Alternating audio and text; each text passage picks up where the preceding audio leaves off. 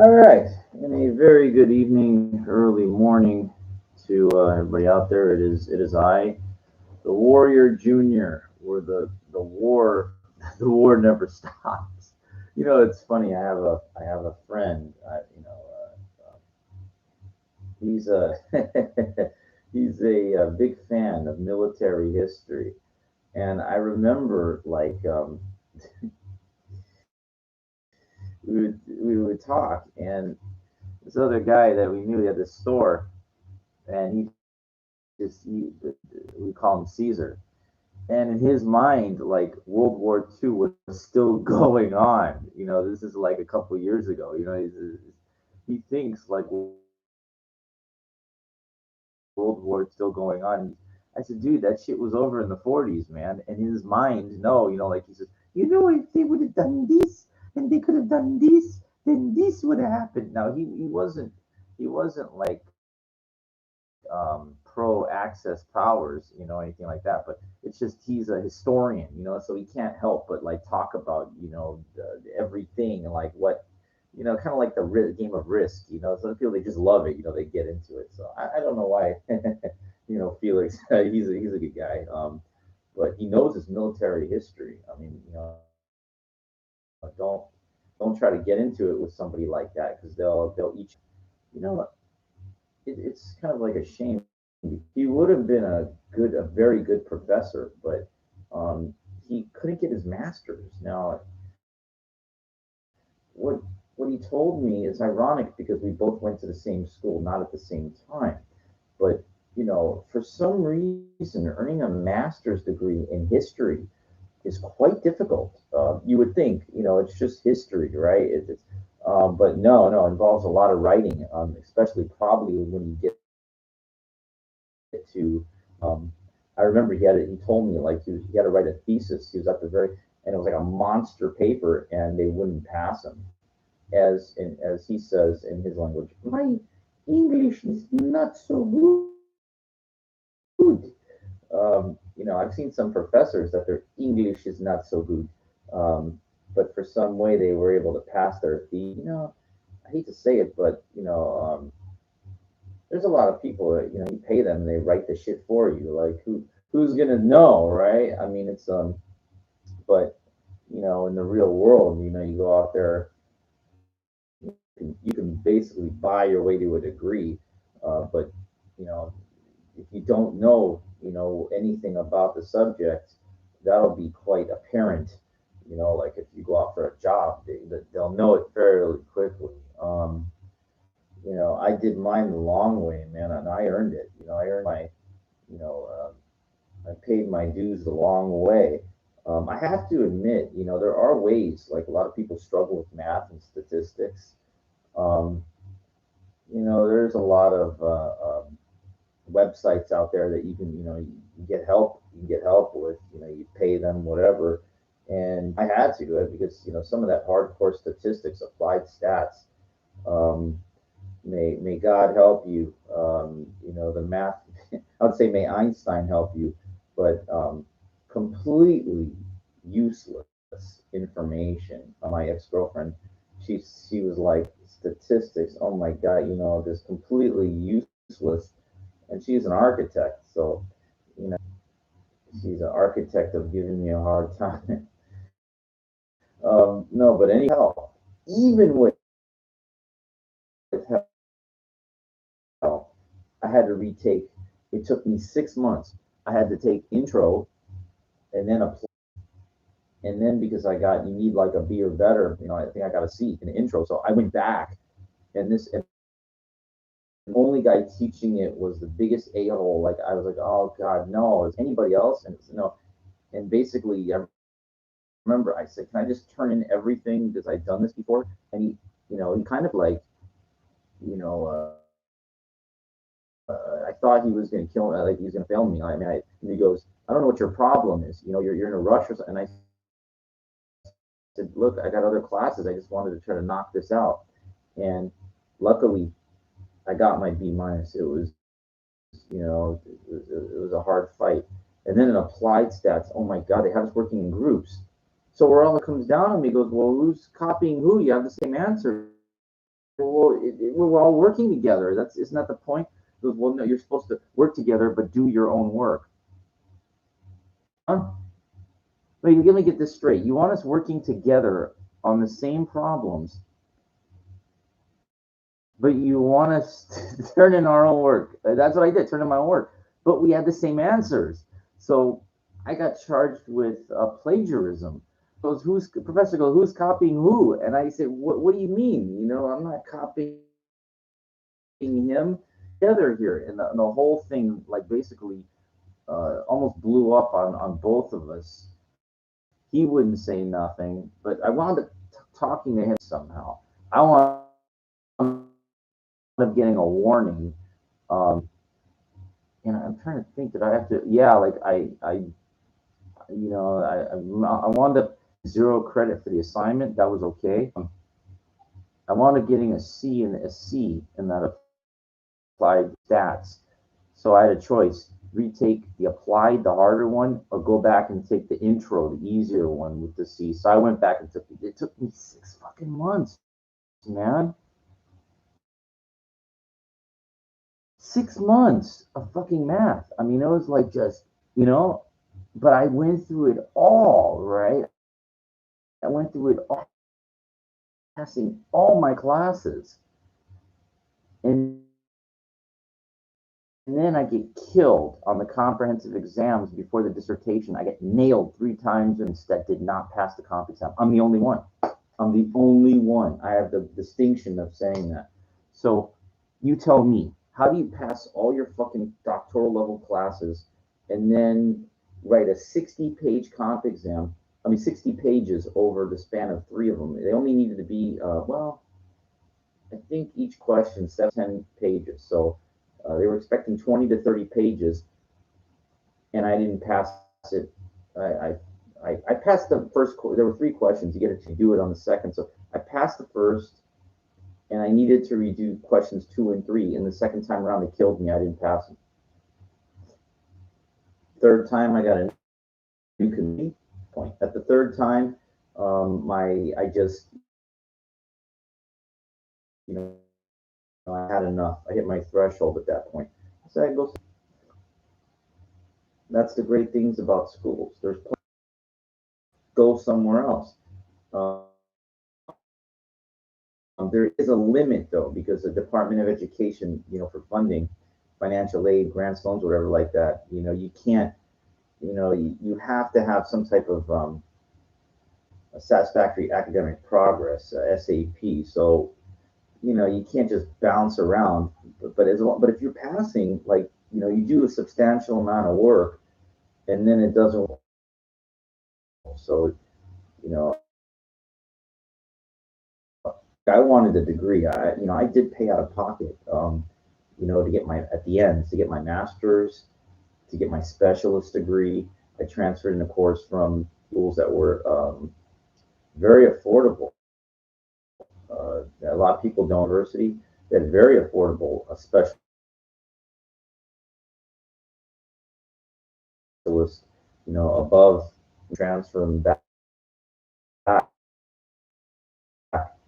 Um, where the hell did I get mine? I think from Liberty University. And went to Franklin University. I mean, a lot of time in, man. And that leads me to the topic about patience. You know, fuck. I mean,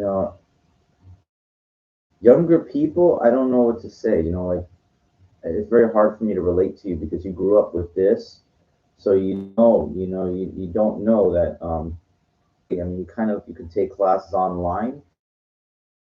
When I went back to school in '08, there was online stuff, but I went, to campus. I went to Los Angeles City College, and I was,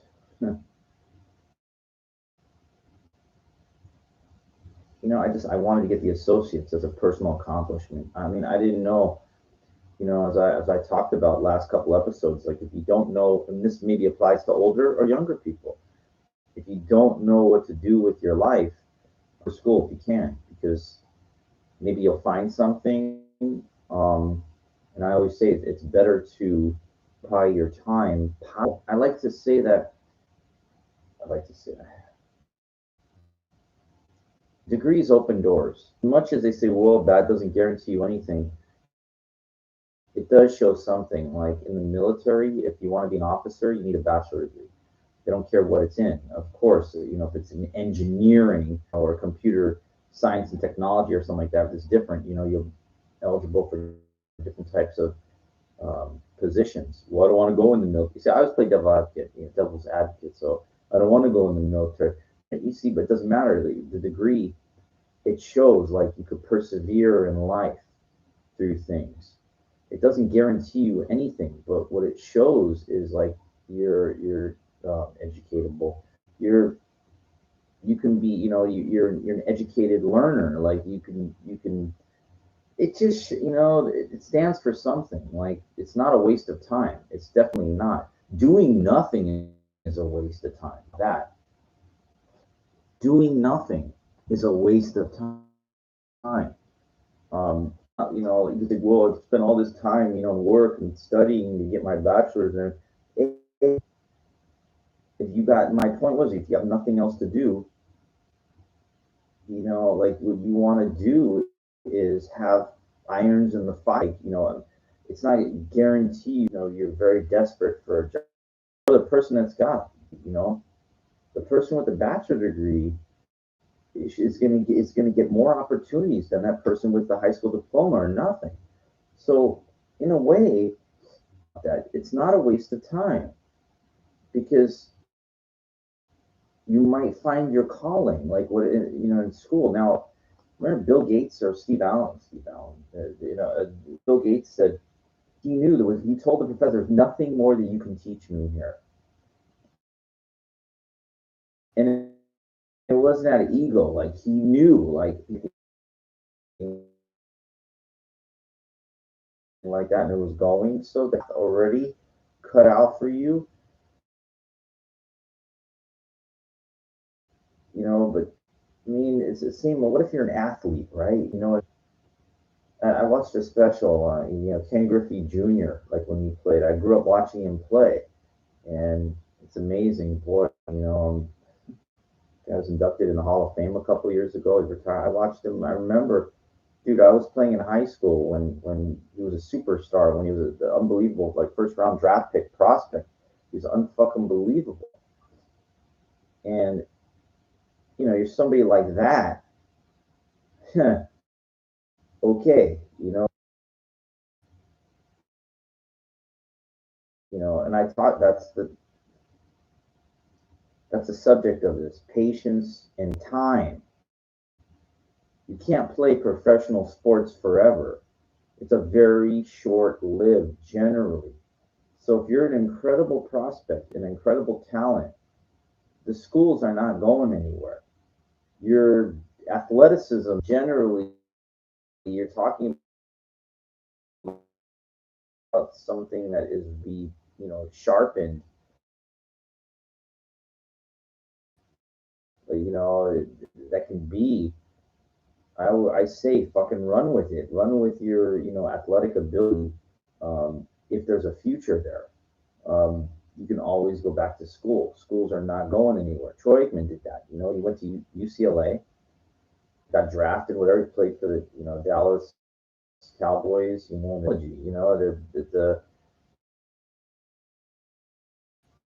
That he didn't finish because of his football career.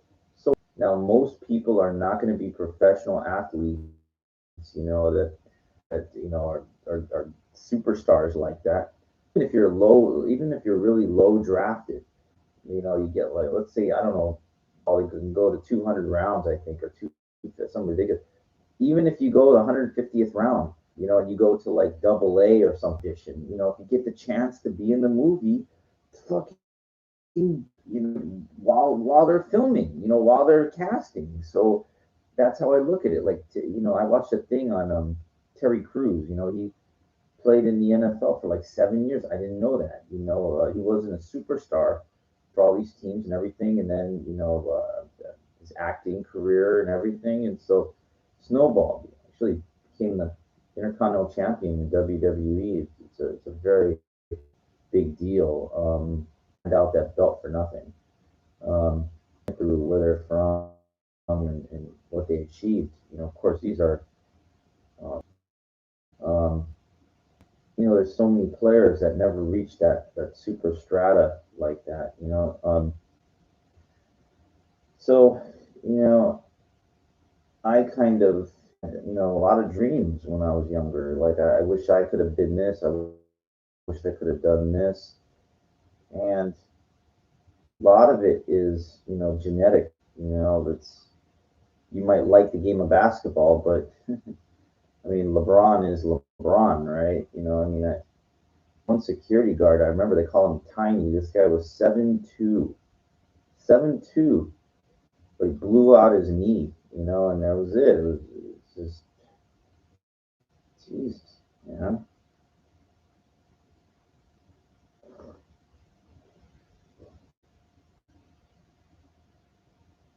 Time. So I talk about patience and time. I saw a thing with Herschel Walker. I grew up watching him play also. He's exactly my age. He's 47. And the guy's debuting as an MMA fighter. That's pretty amazing. He's a very, very good. I would do a month ago. I was really working on the bag, like kicking and punching, really fucking working my ass off on it. Then I started thinking about it. I go, Mike, what are you doing? What are you, you're training for something that you're not going to do. And I want you to think about this. It's when this all say, and I want you to think about this. When they say kick your ass kind of thing, you give it to them, give them the props. But just remember one thing: if you're willing to give, you should also be ready to be prepared to receive as well. And that's what they don't realize. Give me, be prepared to receive. That's kind of the thing. No, everybody they want to beat you up, but they're received, dude. And let me tell you something, man. When I wore workout gloves, okay, like a broken finger almost, like you can see it. See how it's not straight a finger? It's not straight. Kill it, man. I know kicking it, man. Be able to beat the shit out of a heavy bag. Under something, your opponent's gonna fight back. Is gonna fucking throw at you. I mean, Mayweather's incredible. Like when you watch him fight, like how you can't, his reaction. Somebody punches, he nail you. So it's like hit without being hit. But this Ojin's a little kid. Dad's training him. I mean, all these people that are really, really good at something, life to it. And there's people that are dedicated their whole life into something where there's no money to be made compared to boxing. Okay? Strong intermediate. A strong B level player, class A, 1800, which is kind of a respectable, you crack 1800. Not a title. The title started at 2000, National Expert Candidate Master. But in 1800, of the game. Um, you know, sure, it makes mistakes and stuff like that, but in 1800 is a class A player. Yeah, I was close. I was like 1780s. I mean, I was damn near close to 18. So this kid, he's like 7 or something like that, and this guy destroyed me. It's a 7. I go, what the? This kid's a machine, like a fucking. And I've seen very good players, but this guy was a fucking beast. Okay, So I'm gonna follow this career. And I played him a couple times, and every couple years just kept getting better and better and better. I was like, what the fuck, you know? He just kept going, master, senior, life, and the Marshall just.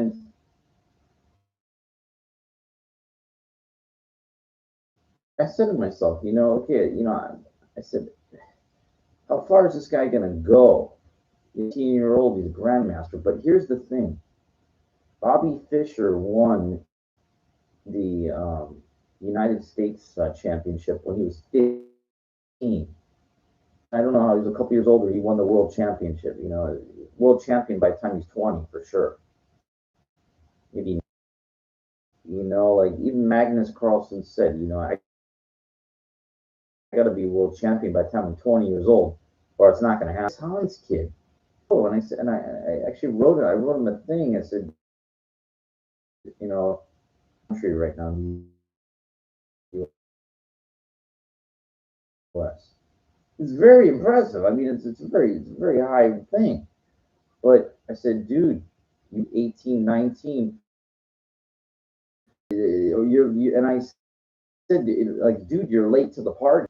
I'm trying to put like pressure on the guy because I says, dude, like, if you want a serious run at this, you're up against time. That's the subject that I'm talking about. You're up against time. And that's what it is. It's like look, Mike Tyson was the youngest undisputed champion in boxing at 20.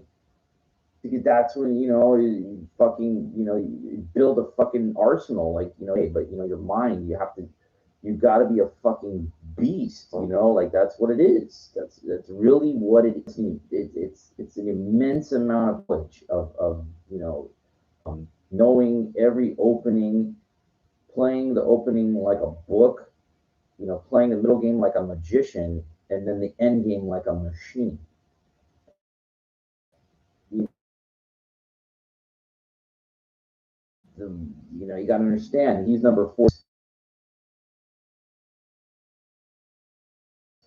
That they're better than you. Now it might be temporarily because he's offer peaked out yet. Point is, the older, like he's just, or even less. They said it was that Karjakian guy. He was 12 years, and because he got a draw on the last round, he didn't make history. So he's definitely a GM. Not a big deal, just because you're a grandmaster. There's that's like they're super grandmasters. They're fucking like Mack trucks that they'll run over a fucking a sports car.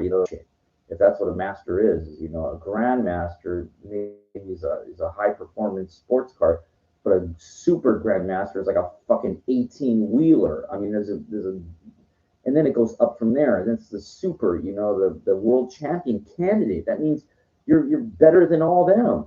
And then there's one world champion. That's it, one at a time. And all of this patience, time, and then dedication of life into something where not be a future.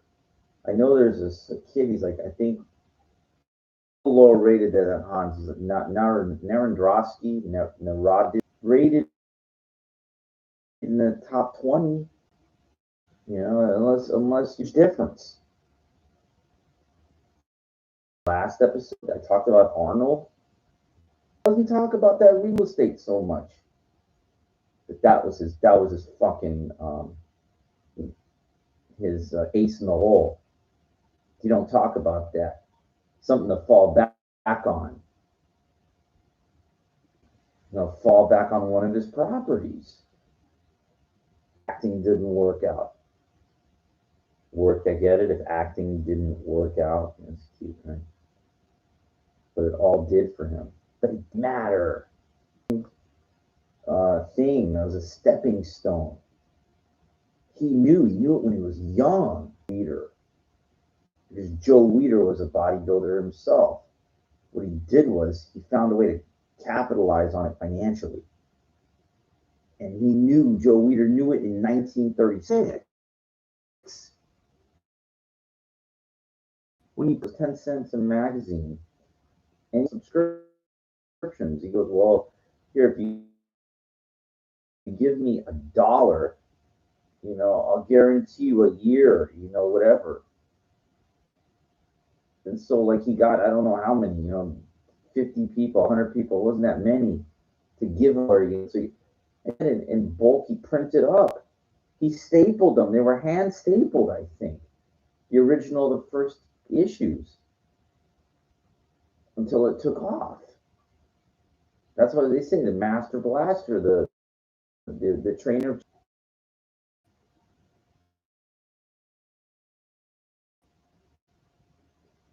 It kept going, the Muscle Power Builder, and then eventually Flex Magazine, the Weider, the whole line, the weight that used to come, on that thick weight. It was like 110 pounds, barbell that holds those,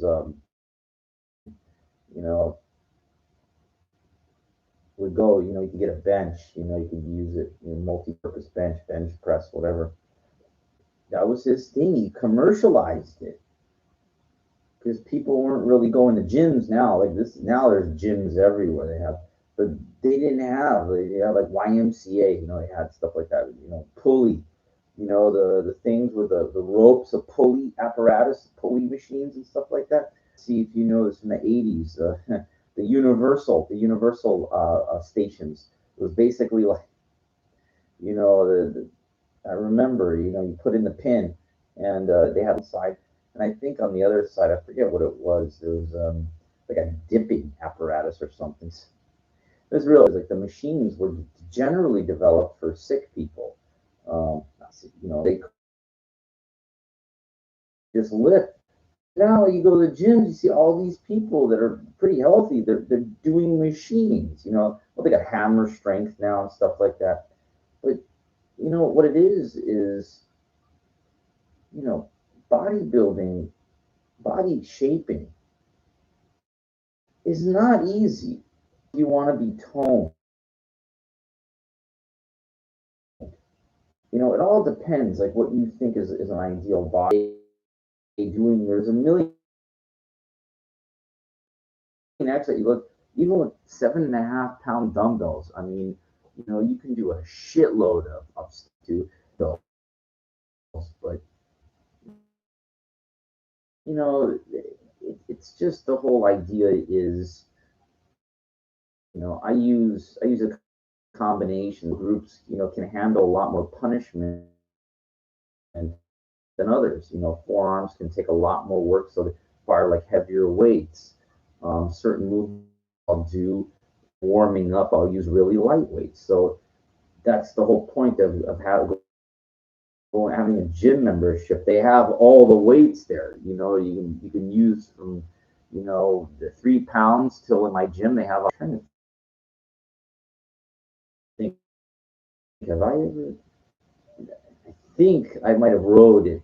I might have rode one arm dumbbell rows of 120s at my strongest. It's it's quite heavy.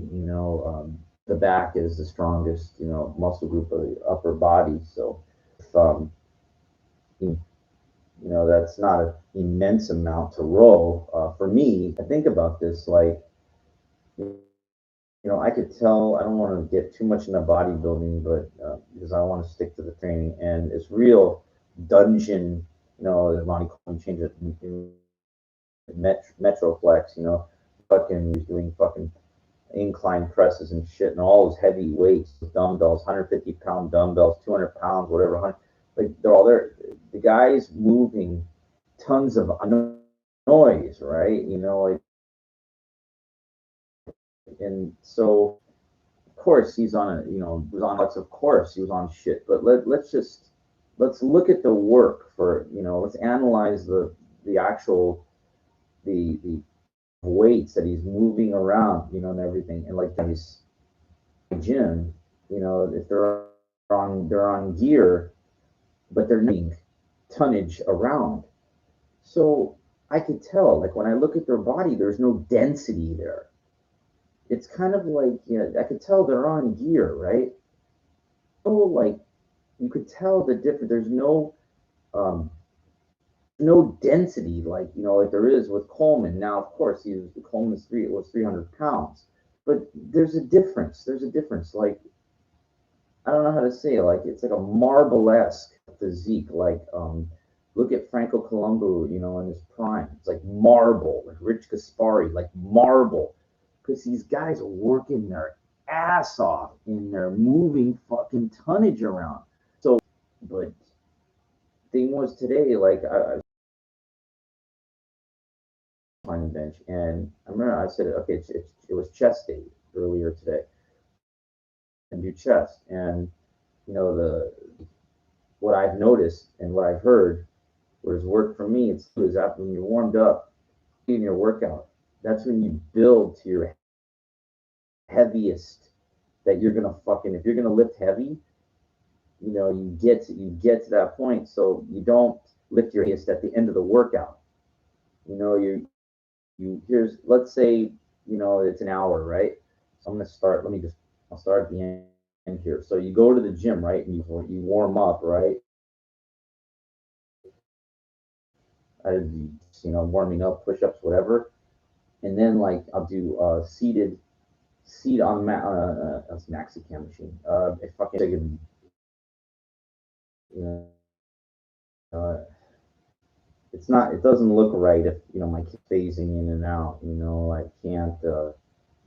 What happens? Okay, so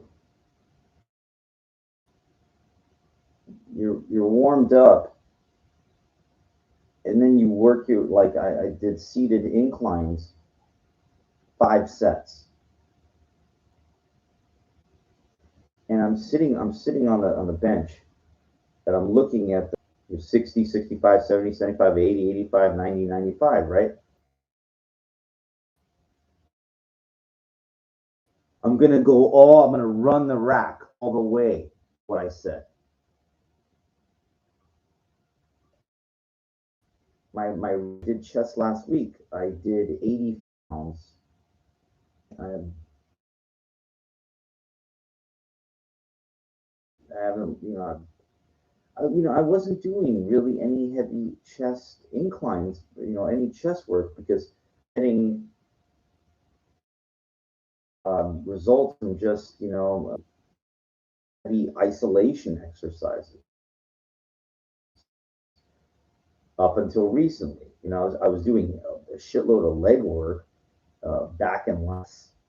But then I started doing shoulders, and I was saying, well, what about, you know, and I was doing some ab work, and I was saying, what about chest? And I was like, all right, fuck it, let me start getting some power back, you know, with because I don't do flat bench, I do inclines.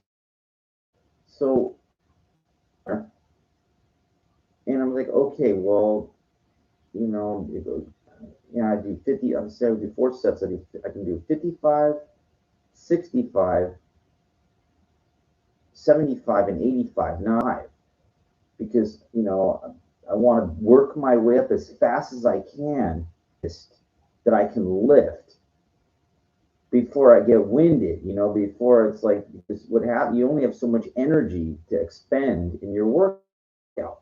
Point is that you're warmed up.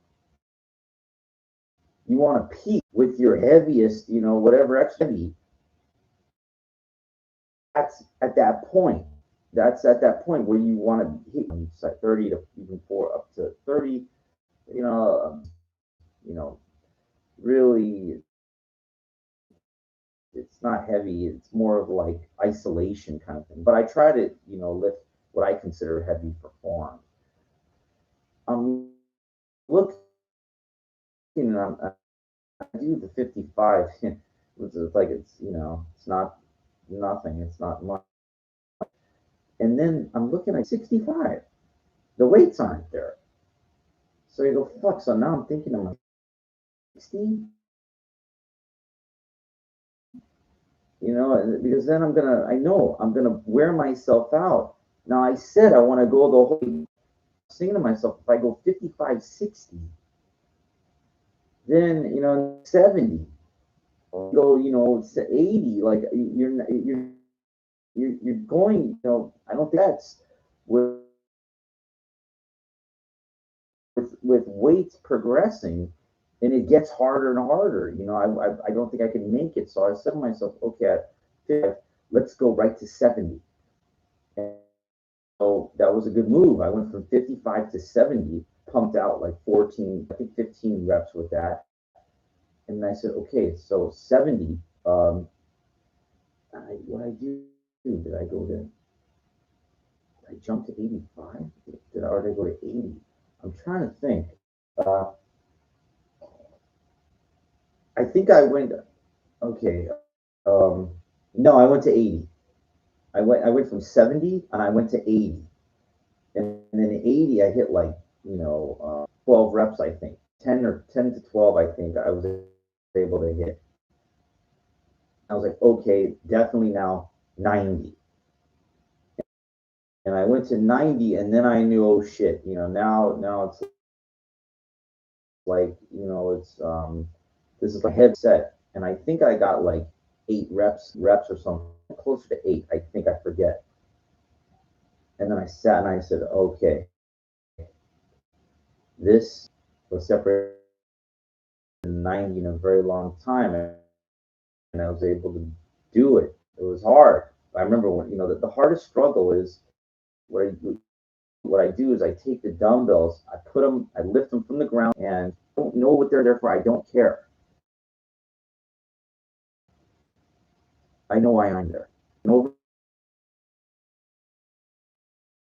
that, but I can hear guys, when they were using, I was doing reverse curls, whatever, and the guy goes to me, it's his friend or boyfriend. There's mirrors everywhere, and I was doing in the mirror, superficial reasons. Now, okay, I'm not saying I don't enjoy seeing progress. Yes, of course, I'm a little superficial too, but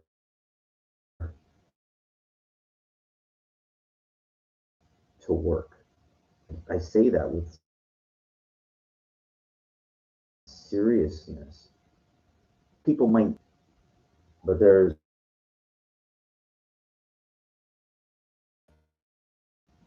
that's at the end of, that's as heavy as they go, and this is where this is matters,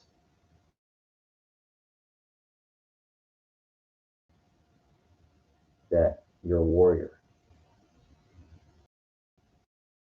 Because I know that's where the marble, like where the dense muscle is built through the heavy. So I went for it. I took those 95s, getting them up on my shoulders. It's almost than it is to fucking actually press them. So I remember I went back, like, how to push. I knew that was it. That was it. I gave it everything I had, and I felt smell. I've had it all. I've heard it all. All. And,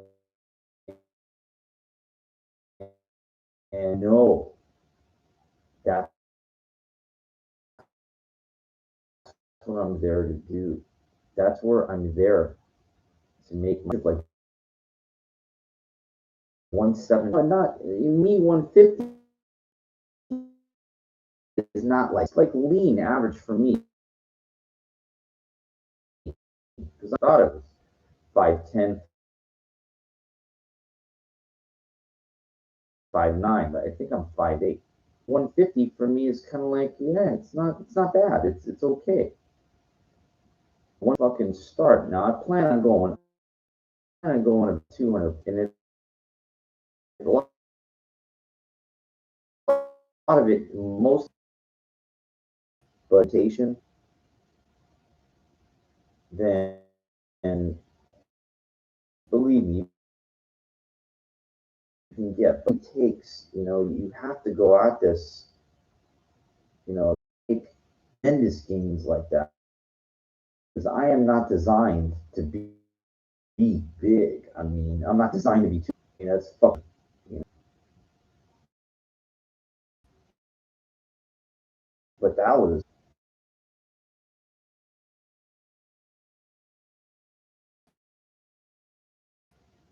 pick up that dumbbell and throw it over my shoulder, and I was good. I was okay. That the location won't go, and I did it on both shoulders. 95, and I just barely got it up to one shoulder. At 100, I got it up, and I did it on both shoulders. It's peaked. Like you work your way max, and of course, it's nowhere in the league of what, like, some of these guys and what they could lift. I lift, Ronnie Coleman, 800 pounds. Look, even on my what I know, that's all I can go up to on close to 225. That's it. But and then they got that, what I refer to it. It's a work my way up to as much as I can handle. Then I go down, I go back up. I don't. Legs are very stubborn. And then I'll work my way up to my heaviest, then take another set, then I'll put a little bit, not all the way, about 80%. Twice in one day, twice. If a dumbbell, over the shoulder, and the other exercise at night, up with the extensions, and then did the Smith squats and the death machine. So that I think I told you that U machine that I will do one like where your foot is positioned like you're going to kick out. So I'm using to where I'm on a knee, then I'm kicking back. So I'm hitting my legs from angles. And the machine is, you're hitting your legs from 3 different angles, man. I mean, that's pretty good.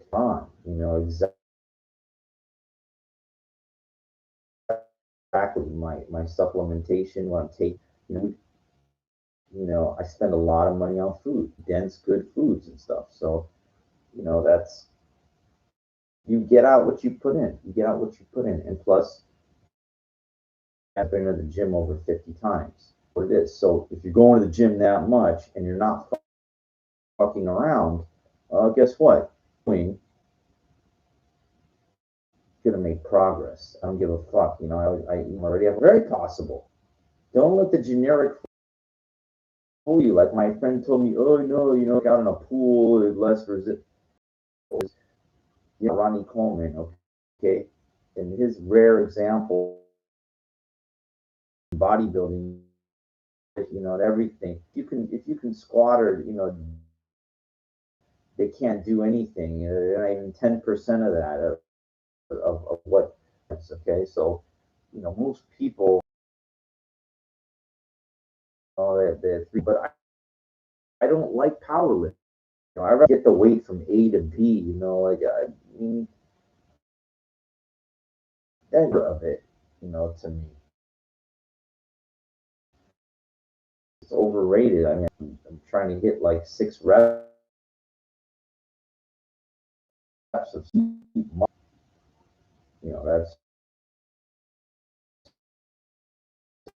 that's great, but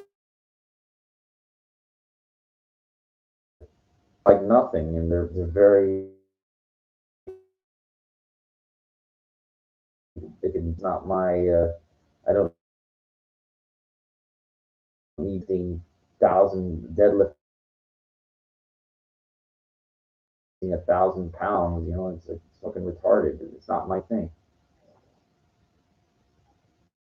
So that's all I'm going to say about that. But to sum it up about patience and time, just tell people that achieving it's over time. Be something that I get really masters, yeah, but not achieve 22. And can you imagine? Like, dude, when I was 12 years old, I didn't even know where I was, but it's a big difference. You're not that warrior. It's basically going into a battle with a sword that's not sharp. You might sharp. Number one, a good working knowledge of every opening, um, and then your middle game has to be like a tactician. Not a study. And I wasn't willing to do it. It's just too much. Really, really, really in the chess, they know it all. Oh, I mean, that sword,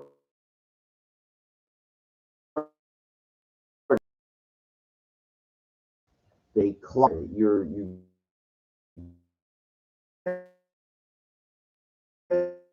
said it, you might want an army, didn't matter. So that's that. Uh, you don't want to be out there. It take you 20 years.